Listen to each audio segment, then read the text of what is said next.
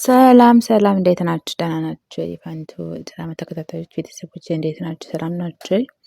በጣም ደህና ነኝ፣ እግዚአብሔር ይመስገን። እንግዲህ አቶ በልሁ ሚስቱንም ልጁንም እንትን ብሎ ተጣልቶ እንግዲህ ከእህቱ ጋር እና ከሶሊያና ጋር አብሮ መኖር ጀምሯል ማለት ነው። በዚህ ማለት እንግዲህ ሳሎን መጽሐፍ እያነበበ እያለ ከእህቷ ጋር ማንበብ ይጀምራሉ ማለት ነው። እና በዚህ ማለት እንግዲህ እህቱ ሰርካዲስ አንዳንድ ነገሮችን ማውራት ትጀምራለች ማለት ነው። በዚህ መሀል እንግዲህ ልጅህ እያለች እንደገና ደግሞ ሁለተኛ ለካ ሁለት ልጅ ነው ያለህ እያለች ባንዱራን እንግዲህ ልጅ አይደለችም ለማለት እየሞከረች ነው ማለት ነው። በዚህ መሀል እንግዲህ ስለ ሶሊያና ማውራት እንደሚፈልጉና እሱም ደግሞ ስለ ሶሊያና አሁን ብዙ ነገር ማሰብ እንዳለበትም እየነገረችው ነው ማለት ነው። በዚህ መሀል እንግዲህ ሶሊ ጥፋት ስለምታጠፋ እንጂ እሱ ይወዳታል። እኔም ማላስብ ነው ወይ የሚመስልሽ? ጥፋት ስለምታጠፋብኝ ነው እንጂ በማለት መልስላታል ማለት ነው። እንግዲህ ይቅርታ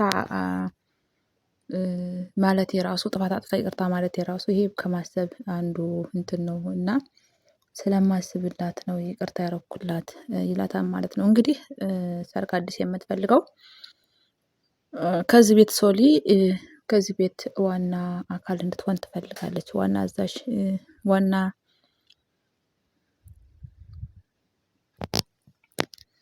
ዋና እንትን ማለት ቤተሰብ መሆን እንድትሆንላት ትፈልጋለች ማለት ነው። በዚህ መሀል እንግዲህ ባንዶራ ብዙ ነገር ብትሰራም ነገር ግን ሰርካዲስ ከዛ ሁሉ ጉድ አውጥታታለች። አሁን ግን ብዙ ነገር ብዙ ንብረት አለው በልሁ።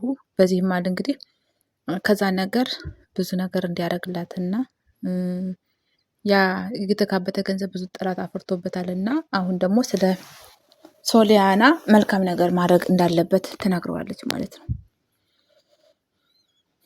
በዚህ መሀል ግልጽ አልሆነለትም በልሁ ምንድን ልትል እንደፈለገችም ሲጠይቃት እንግዲህ ሙሉ ንብረት ግን በሶሊያና እንድታደርግ እፈልጋለሁኝ። ንብረት እሷ እንግዲህ በእሷ ስም አድርግና እሷ አዛዥ እንድትሆን ነው የምፈልገው ይላታል ትለዋለች ማለት ነው። በዚህ ማለት እንግዲህ በልሁ ደስተኛ አይደለም። እንዴት እንደዚህ ትያለሽ? ባንዶራም ጥፋት ብታጠፋም ልጅ ነች እና በሶሊያና እንዴት አደርጋለሁ ይላታል ማለት ነው። እንግዲህ ሰርካዲስም አዜብም ሚስትህ ናተኝ ስለ ሚስትና ስለ ልጅ ካወራን አዜብም ሚስት ናት ልበልህ ብዬ ነው እና ሚስት የሆነ ሁሉ ሚስት አይደለም፣ ልጅ የሆነ ሁሉ ልጅ አይደለም ለማለት ፈልጋ ነው ማለት ነው።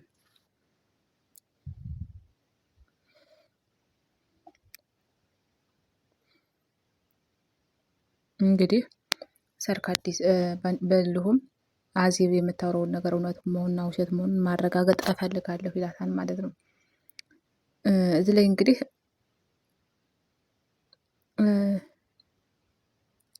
ስለ ድምፅ ቅጁ እንግዲህ አሁንም ብዙ ኮተት እያመጣ ነው ማለት ነው ሰርካዲስ።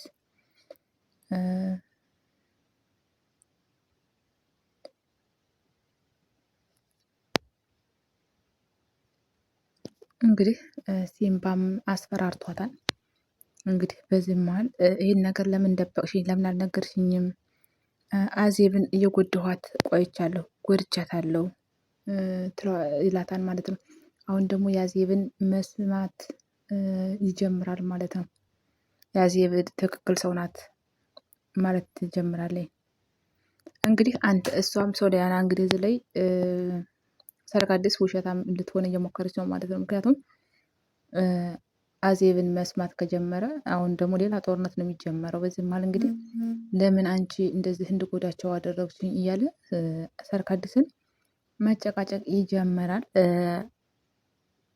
ሰርካዲስም እንግዲህ አንተ ሳታውቅ እሷ ልክ እንደጎዳች ማለት ነው ወይ እሷ ጎድታለች እንግዲህ እያለ መናደድ ትጀምራለች እዚህ ላይ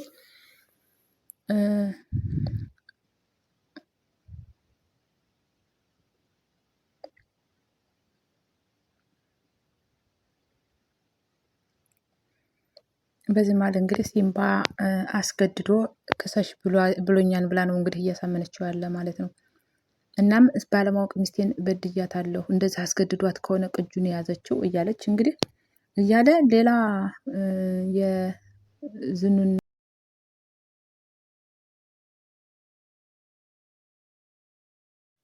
እንግዲህ አቶ ሲምባ አስገድዶኝ ነው እንግዲህ በማለት እንግዲህ ሌላ ነገር እያወራ ነው። ሲምባ ግን አላስገድዳትም። ምክንያቱም ራሷ ናተኝ ሌላ ወጥመድ ለባሉ ያዘጋጀችለት ማለት ነው። ይህን ነገር ግን አሁን አሳምነዋለች። በደንብ ስላሳመነችው ሚስት የተገዳ ነው ሳላውቅ እየበደልኋት ነው እያለ እንግዲህ ሚስቱን አዜብን ማመን እየጀመረ ነው።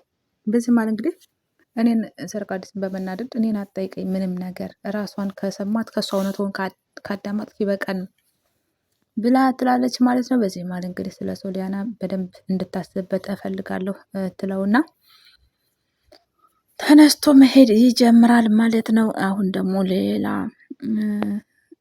ድራማ እያዘጋጀች ነው ማለት ነው። ወይዘሮ አዜብ እንደገና ራሷን ነፃ ለማውጣት እየሞከረች ነው። እንግዲህ በዚህ ማለት እንግዲህ ሶሊና ሰርካዲስ ሳሎን ነው ሲነጋገሩ ሰርካዲስ እንግዲህ ያወቀችው ነገር ምንድን ነው? ባንዱራና አዜብ ወደ ቤት ተመልሰው ሊገቡ ነው። አስወጥቷቸው ነበር ሁለቱንም። አሁን ግን ሊመልሳቸው ነው ወደ ቤት ማለት ነው። በዚህ ማለት እንግዲህ ሶሊ ደብሯታል። እንዴት ወደ ቤት ሊመልሳቸው ነው ወይ በማለት ተጨናንቃለች። ሁለቱም እየደበራቸው ነው። እንግዲህ እማየ ነው ደግሞ ሶሊ የምትላት እንጀራ እናቷን። ለእሷ ግን ጥሩ እንጀራ እናትም አይደለችም። በጣም የምታሰቃያትና ሴራ የምታሴርባት ሰው ናት ማለት ነው። በዚህ ማለት እንግዲህ ሰርካዲስ ለምንድን ነው እናቴ የምትያት? እናትሽ እኮ አይደለችም ትላታለች። እሷም ያው አብራ ስላሳደገቻት ለዛ ነው እማዬ የምትላት ማለት ነው። እናም ለሶሊም እንግዲህ ከበልሁ ጋር እንዳወሩና ስለዚህ ሀብት ብዙ ነገር በሷ ስምም መሆን እንዳለበት እንዲሁም ደግሞ አያድርገው የሆነ ነገር ቢሆን እንኳ እነሱ ናቸው ወራሽ የሚሆኑት። በሁለታቸው ብቻ ነው የሚሆነው። አዜብ በህጋዊ መንገድ ስላገባት ስለዚህ አዜብ ናት ወራሽ የምትሆነው። ለአዜብ ነው አብዛኛው ንብረት የሚገባ ማለት ነው። ስለዚህ ያ ነገር እንዲሆን ደግሞ ስለማይፈልጉ በአንቺ ስም እንዲሆን ፈልጌያለሁኝ ትላታለች ማለት ነው።